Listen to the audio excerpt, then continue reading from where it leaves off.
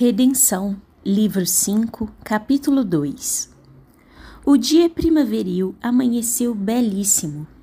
Dir-se-ia que o firmamento fora retocado por magistral artista, um Murilo divino, com pinceladas de turquesa diluída em ouro líquido.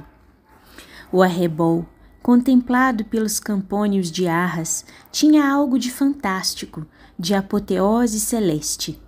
Parecia haver uma fenda no solar do soberano do universo, o evento de suntuoso festival, e de lá jorrado ondas de púrpura lúcida, quebrando lâmpadas de rubis e topázios, cujos reflexos se projetassem no levante, incendiando-o silenciosamente, sem consumi-lo.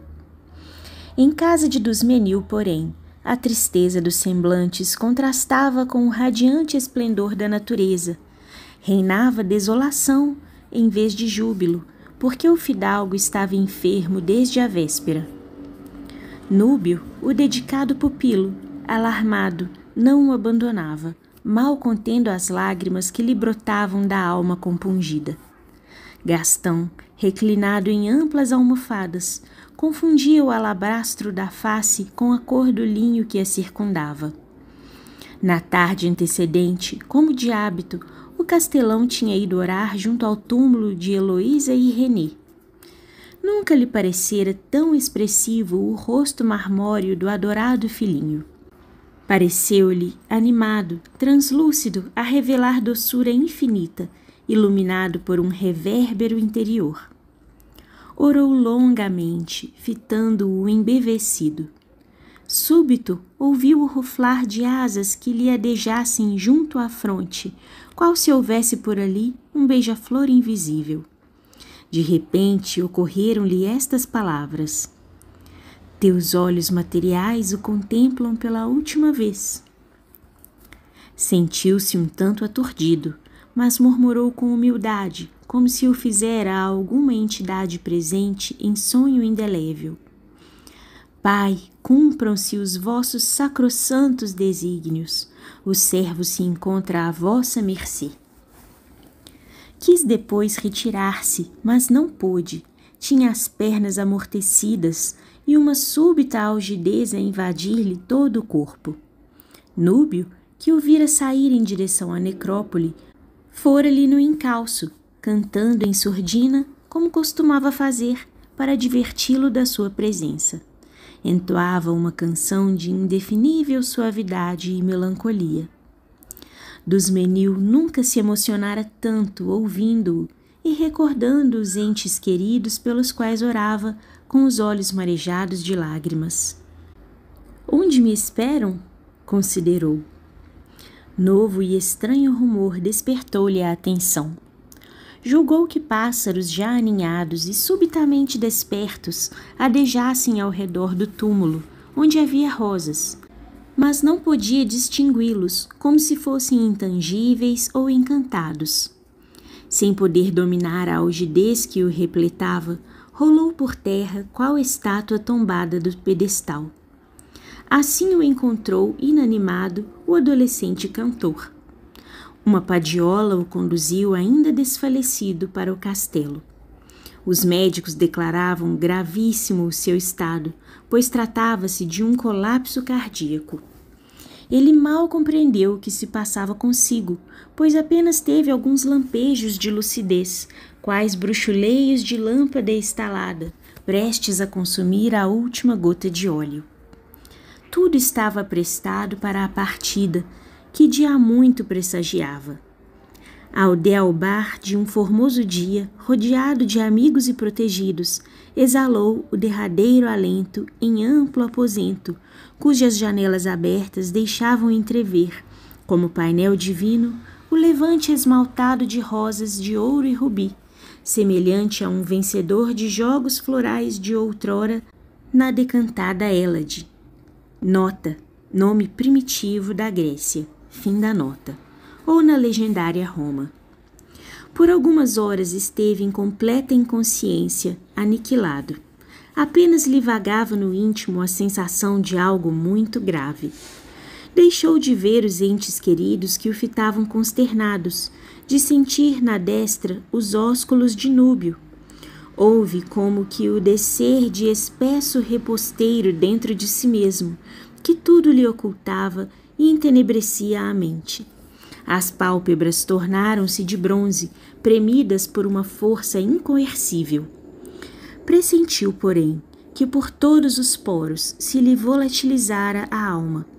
Um momento dispersa, mas logo congregada, e começou a cindir um éter refrigerante, como gôndola de nuvens em pleno espaço. Supôs estar profundamente adormecido, com o cérebro em eclipse total. O universo como que desaparecera. O pensamento deixou de fluir do cérebro, esgotado bruscamente por uma sucção potente de vampiro mágico. Esqueceu a própria personalidade e as reminiscências, os secretos pesares e anseios de toda a sua dolorosa odisseia. Ao cabo de algum tempo, de que não pôde precisar a duração, percebeu que se rompera o velário de trevas interiores e deu-se a eclosão de todas as lembranças da sua acidentada existência. E como se a memória, iluminada por um sol divino, penetrasse e recuasse através das eras transcorridas, começou a assistir ao desenrolar de cenas que presenciara e lhe pareciam esquecidas, mas que foram localizadas na objetiva de sua alma milenária, onde se estratificara a personalidade. Os episódios mais secretos e emocionantes movimentaram-se no palco maravilhoso da própria mente, onde se arquivam e acumulam tesouros inesgotáveis. Abismara-se nas eras pré-históricas, viu-se ignorante e selvagem, habitando cavernas, os instintos animais sobrepujando os sentimentos afetivos. Viu-se cruel e vingativo, empunhando armas primitivas, chacinando seres humanos em contínuas campanhas bélicas. Viu-se em frágeis bergantins, sulcando mares e lagos revoltos, lutando com as vagas embravecidas, sucumbindo no naufrágio. Transportou-se depois a um país que lhe pareceu a Pérsia, de grandes edifícios circulares e quadrangulares encimados, alguns por gradis, onde se debruçavam seus moradores para assistir ao desfile das tropas reais e das multidões. Era ele, então, um alto dignatário de uma nação europeia, representante de poderoso soberano. Trajava a feição dos antigos romanos, vestes de custosa seda, e tinha ingresso no paço imperial, curvando-se perante um monarca de altura descomunal, trigueiro, de olhos negros e fuzilantes, revelando na fisionomia astúcia e ferocidade. Ouvindo-lhe a voz, experimentara invulgar vibração. Aquela voz ressoava-lhe no âmago do espírito, causando-lhe um mal-estar indefinível. Mandei chamar-vos, disse o monarca com energia, para saber o que resolveu sobre minha pretensão. Que resposta me trouxestes? Que reluta em aceitar-vos para esposo. Que dizeis? Replicou, erguendo-se com impetuosidade. Ousa repelir tão honrosa proposta? Elucidai a questão. Vossa vida e a dela dependem da resposta. Ele se acovardou. A antevisão de uma morte infamante fê-lo ainda estremecer. Perdoai, majestade, eu vos direi o que há. É noiva de um compatrício nosso. Quem é ele? Revidou com violência. Um guerreiro romano. Dizei-me o nome e onde se encontra. Se não for encontrado, morrereis em seu lugar. Estais sob vigilância dos meus guardas. Foi pronunciado um nome, o de Marcos Belegrande. Gastão foi abalado por um frêmito de pavor. Descortinou um ponto longínquo, um céu de safira translúcida. Viu aproximar-se um guerreiro louro, esbelto, formoso, tipo de nobreza principesca. Onde teria visto aquela fisionomia inconfundível? Não seria a de René se chegasse a adolescente? Quis correr para ampará-lo, mas viu-o cambalear, levando a destra ao peito ferido por acerado punhal, brandido por um indivíduo de rosto bronzeado, trajado à otomana. Dusmenil tentou gritar. Quis erguer-se, mas estava ancilosado num chão de bronze, ou perdido no espaço, no vácuo incomensurável das regiões interplanetárias. Ao menor movimento, seria arrojado a um precipício insondável. Dir-se-ia que a punhalada que se cravara no belo mancebo fora vibrada no seu próprio coração, perfurando-lhe também a consciência. Indizível desespero o empolgou totalmente. Tentou gritar, mas a voz se lhe extinguira na garganta, que pareceu estrangulada por mão de ferro. Foi arrastado ao Palácio Real, onde assistiu aos festejos nupciais da irmã com um cruel potentado que o dominava profundamente. Viu-os então à plena luz. Fisionomias inolvidáveis estavam pirogravadas no seu próprio espírito. Ela, deslumbrante de formosura, nívea de alabastro, de cabelos negros e ondeados, olhar luminoso, trajava escumilha branca, mas sobre a cabeça lhe pairava como que um coração golpeado, gotejando sangue sobre a sua fronte, como o de Jesus ao lhe cingirem a coroa de espinhos. Ele, alto e robusto, aparatosamente vestido, tinha olhos de ofídio, coruscantes de alegria. Horror, horror! Acabava de reconhecer nos régios esponsais Heloísa e Ariel. Seria crível permitir-se Deus semelhante consórcio? Fez inauditos esforços por separá-los de um só impulso, mas que podia ele fazer? Estava inerte, chumbado ao solo, empedernido. Só a alma vivia, movia-se, sofria, soluçava. Viu seguindo-os, em pranto, o jovem militar com o tórax atravessado por pontiagudo punhal, dizendo à noiva dolorosamente: "Traidora! Traidora!" Essa voz que atroava nos ares angustiava-o.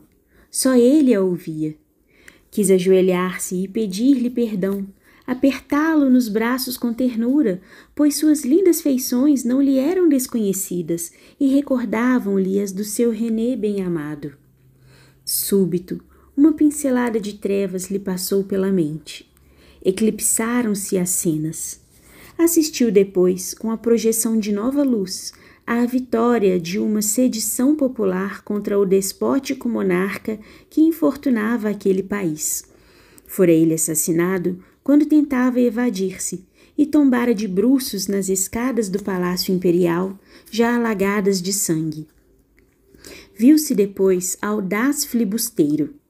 Errou de terra em terra, semeando terrores, enriquecendo-se dos tesouros alheios, que em noite tétrica de borrasca desapareceram nas profundezas do Índico, bem como o seu cadáver estraçalhado por peixes vorazes. Todas as reminiscências pungentes lhe dilaceravam o íntimo. Tivera longas existências de opróbrio, de cativeiro, de humilhação, de sacrifícios, de remissão. Enrijara-se-lhe o caráter na forja do dever e da virtude. Foi então transportado ao solar de Argemon e comoveu-se, revendo lugares familiares e queridos. Gozou no íntimo um rosicler maravilhoso. Nenhum ponto negro n'alma que não fosse inundado de luz rósea e argentina. Julgou, porém, fosse adormecer novamente.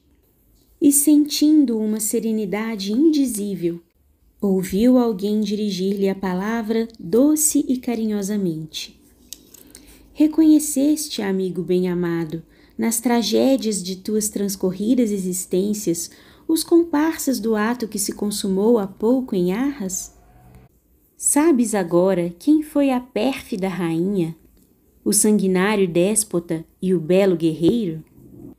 Compreendes o elo indissolúvel que liga as vossas almas na engrenagem incoercível do destino? Percebes agora por que Ariel se enamorou da pobre Heloísa, que passou por aspérrima prova para se remir de um dos seus mais execrandos delitos, o da traição?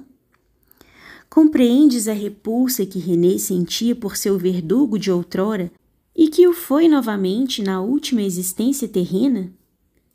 Jaz no abismo de todas as almas um oceano de recordações, a eclosão dos sentimentos que dormitam nas crateras psíquicas dá-se quando se reencontram os seres queridos ou odiados. O bárbaro monarca, decaído de um trono ensanguentado, e depois de expiações cruciantes, humilhado como servo, não olvidou a esposa que idolatrara, mas que sempre por ele sentira instintivo enfado. Ela jamais o amou. Desposou-o para satisfazer indômita vaidade. Foi punida pelo remorso com merecidas desventuras. O destino, ao fluxo dos séculos, transformou-lhe a posição social, mas não os sentimentos. Assim, os opulentos e tiranos rolam do poderio ao pélago da penúria e das espezinhações redentoras. Guardam, porém, latentes no espírito os germes às vezes milenários da soberania e do despotismo, e, se lhe fossem concedidas novamente a realeza e a opulência, perpetrariam outros crimes e vinditas execráveis. Não é mister que te avive a tragédia angustiosa da tua última encarnação, da qual começas a despertar. Tu a tens patente, indelével, na retentiva. Compreendes a paixão violenta de Hamed pela casta Heloísa, e como esta apagou, dignamente, a mancha do passado, imolando sua ventura, sua vida e a do filhinho adorado, à fidelidade que te consagrava. Marcos, o formoso militar romano, o ludibriado que perdera a vida e a felicidade por denúncia tua, foi o meigo e frágil René, a quem amas, sacrificado 2 vezes pelos mesmos algozes. Ele, porém, espírito redimido e radioso, escolheu essa breve e dolorosa missão para vincular por todo o sempre as almas dos que foram seus progenitores, separados por mútuos ressentimentos. Ao próprio Ariel, reconhecendo a sublimidade dos desígnios supremos, já perdoou e há de auxiliá-lo a nortear-se para o eterno. Vê-los-ás, dentro em pouco, radiante de felicidade e beleza psíquica, por cumprir, embora com sacrifício inaudito, a sua curta missão terrena. Fim do capítulo.